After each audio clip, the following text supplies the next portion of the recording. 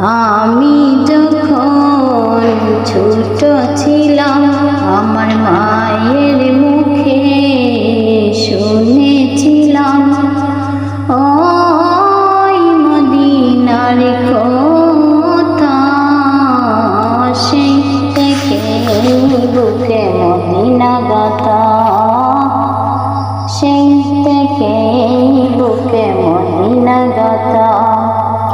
আমি যখন ছোট ছিলাম আমার মায়ের মুখে শুনেছিলাম ওই মদিনার কথা, সেই থেকে বুকে মদিনা গাথা, সেই থেকে বুকে মদিনা গাথা।